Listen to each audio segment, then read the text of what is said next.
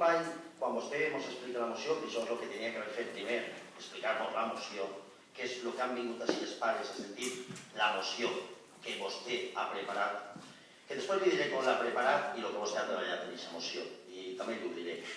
Molt respetuosament, però li diré, mire, jo no vaig en vostè a cap lloc, tinc-ho clar, a cap lloc. Perquè ho tinc clar, jo només si tenia algun dubte. En els altres portaveus dels altres grups, possiblement, podem anar, però vostè a cap lloc, que ho tinc clar. Mire, vostè ha treballat una barbaritat aquesta moció. Mire, vostè està tot el mes per preparar una moció. Vos la dona el dijous passat i perquè a les 8 de l'esperat li vaig dir, senyora Tamarit, vostè té la moció? I diu, ai, sí, ja la tinc. Vostè havia estat tot el mes per preparar la moció i mos la dona el dijous de vesprada. El fin de setmana li fem unes consideracions i vostè, perquè se trobava indisposta, no podem consensuar-la. Vostè el divendres la presenta, però no presenta la moció que està consensuada, presenta la que vostè havia preparat. I entonces havia treballat vostè molt. La preparació de la moció, que a vostè tinga clar que és interessant i important, tenia que fer el primer dia. Haver-se reunit este grup el primer dia, haver parlat el primer dia, haver-se reunit amb els pares el primer dia, haver parlat el primer dia. I aquest divendres vostè l'haverà presentat com cal. El seu treball és magnífic. Mire, jo ja no vaig entrar més en les parlonacions, les aberracions i les barbaritats que vostè ha dit. Mire, el Partit Popular té molt clar que de la mateixa forma defendrà l'escola pública, que mai la conselleria la privatitzarà, l'escola privada i l'escola concertada, els tres models educatius. I mire, jo acabaré dient-li que el Partit Popular continuarà treballant conforme ho ha fet fins ara.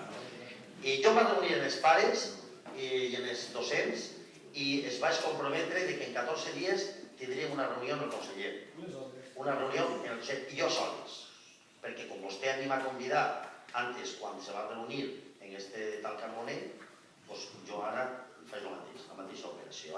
I nosaltres continuarem abordant el tema de Carrasquer. En això que li diga, jo crec que...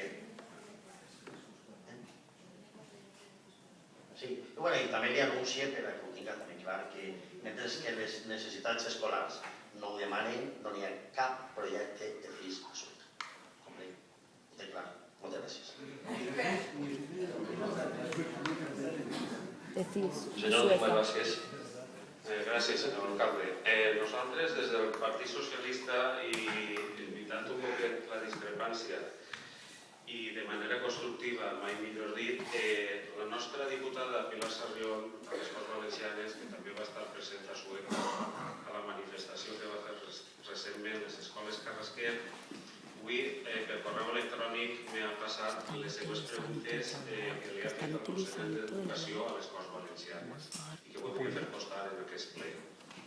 Donada la situació en la que es troben les infraestructures del Col·legi Públic Carrasquer de Sueca, la primera pregunta seria: quina és la situació administrativa del projecte en aquests moments? La segona seria: Carrasquer està contemplada entre els que se'n van executar el proper any? La tercera seria: s'ha inclòs en algun dels programes Crea Escola o Millora Escola? La quarta seria: què va passar amb els alumnes que estan donant classe allí? Se té previst el seu desallotjament per a realitzar les obres necessàries?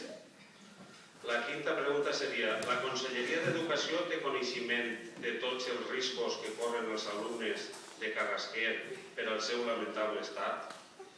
I la sexta i última pregunta seria: en l'inici del curs 2011-2012, moltes han sigut les declaracions, de vegades contradictòries, al voltant dels centres d'iniciativa social i la possibilitat de que centres públics passen a aquest règim de concerts educatius. Pot assegurar la Conselleria que aquest nou model de gestió no serà aplicat al Col·legi Escoles Carrasquer de Sueca? Jo, en converses que ha tingut la diputada socialista a les Corts Valencianes, m'ha dit que només tinga totes aquestes respostes. Jo el que faré serà passar-les a les APA de les escoles Carrasquer. Moltes gràcies. Moltes gràcies, senyor Vázquez. Si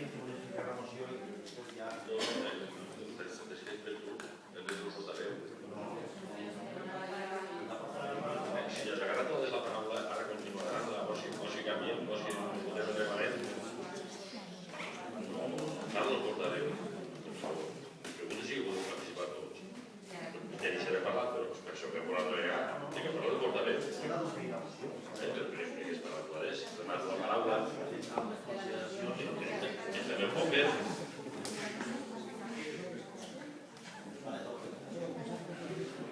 Raquel, vols parlar vostè?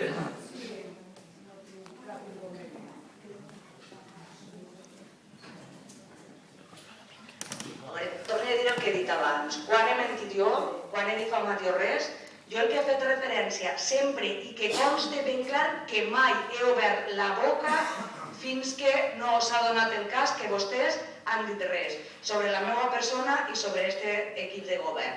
Que conste ben clar. Data de registre d'entrada en Conselleria d'Educació, 7 d'octubre.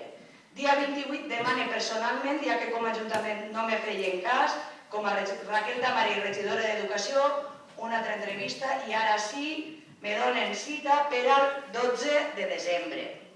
Demà. De totes les valoracions que vostè està fent, a mi em semblen perfectes, entre altres coses, perquè veig una il·legalitat que això puga passar, vull dir, que se puga privatitzar un centre públic que ja està funcionant. I dit això, passe a explicar la moció. A veure, en la moció que presentem, abans m'he referit només als acords i ara, si voleu, l'explique en general.